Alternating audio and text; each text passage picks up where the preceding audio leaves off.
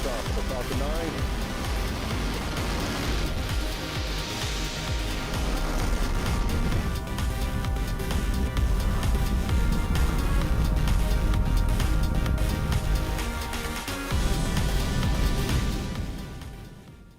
Hi everyone, my name is Hamza Shah Khan and this video is part of the ENPM809T Autonomous Robotics course for the Spring 2023 semester. So this year's grand challenge is based on planetary exploration and colonization. Imagine a robot that has to be launched to Mars, and upon landing there, it has to go around and collect construction material for building a shelter. So in our grand challenge, our robot has to gather construction material, which in our case are these colored blocks, and drop them off at a designated construction zone, right? So we need to design a robot that will have some kind of a map for the entire space, and it has to go around, explore the unknown territory and gather these colored blocks in a specific order, and it has to drop them to the construction zone. So this course combines all the important aspects of robotics into one singular project, that is perception, planning, modeling, and controls. So the robot uses perception to extract information from the real-world environment by using a camera. So it searches for the different colored blocks. Once it has found the specific colored block, it calculates the position of the block in the map, and then goes and retrieves the block, and then it calculates the exact coordinates of the drop zone or the construction zone, and then plans a path towards that point, and then goes there and drops the block there. So the course structure has been laid out in such a way that week by week, we build the bot till we have made an autonomous robot. So the first few weeks of the course, we're just setting up the Raspberry Pi and learning the basics of computer vision, topics like HSV masking, edge detection, corner detection. So the first few assignments were based on these topics too. So we had to build a program that would detect the green light on a traffic signal, and a program to determine or detect the orientation of an arrow. So the next few weeks were dedicated to building the actual robot. So we had to build the entire robot, connect the wheels, the motors, and fit all the components on the robot itself. Here's a time lapse that shows me building the robot. 3, 2, 1.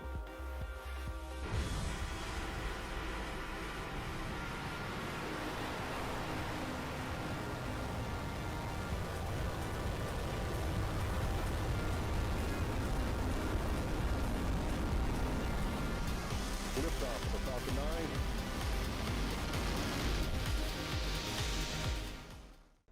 We had to mount the battery, the motor drivers, the wheels. We had to solder the IMU sensors. We had to connect the encoders to the motors and basically build the entire board up.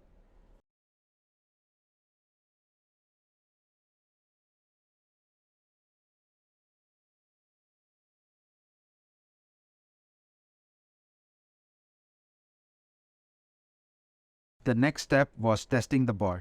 So here I am teleoperating the robot. I'm checking the forward, right, left, and reverse movements on it. As you can see, I've integrated the robot gripper, which is controlled by a servo motor, which is again controlled by PWM signals. Here I am just demonstrating the gripper functionality of the robot by making it pick a random object.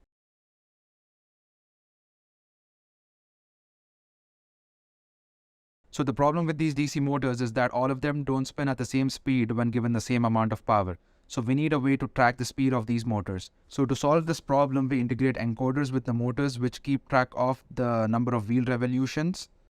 So using this encoder data, we are able to make the bot move in a straight line up to a certain distance very accurately. So the encoders work fine when the robot has to move in a straight line. So here I'm making the bot move in a straight line. You can see that the robot moves perfectly fine when it has to go in a straight line, but its rotation is very inaccurate. So this is the path generated by the robot when it uses just the encoder data. You can see that the trajectory is way off. To solve this problem, we use the IMU data to make the turns much more accurate. After integrating the IMU, you can see that the robot trajectory is much better. In order for the robot to detect the block, we use HSV masking to mask out the color of the block. After detecting the block, the next challenge was making the robot move towards the block and grab it using its gripper. This took a lot of tries. And then finally I got it to work.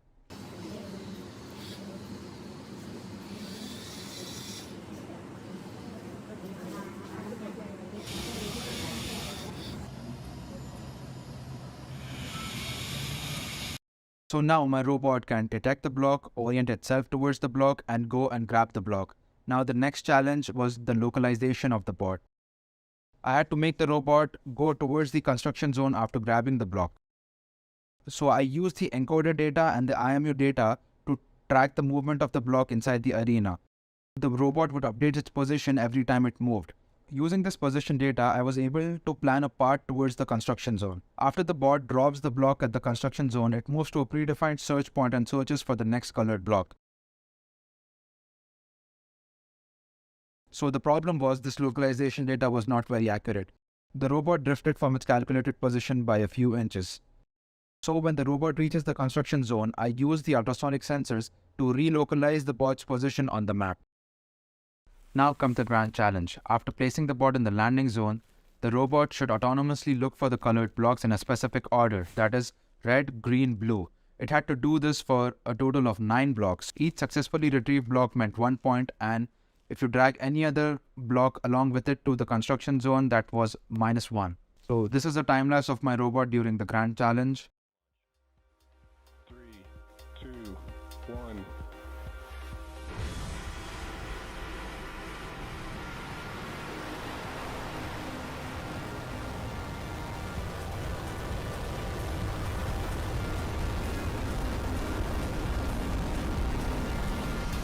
Liftoff of the Falcon 9.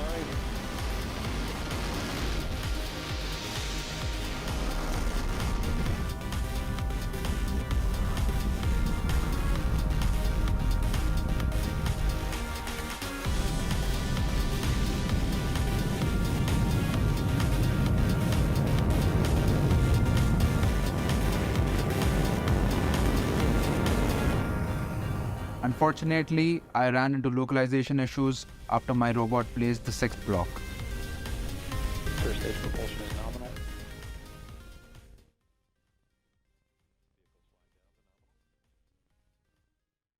One thing I should have done was to implement a control loop to make sure that the robot was actually inside the construction zone. That would have helped me get all the 9 blocks. Overall, this has been a very challenging and a fun course. I enjoyed a lot and I learned a great deal about autonomous robotics through this course. I would like to thank my instructor, Dr. Steve Michel, for all the wonderful experiences along this course.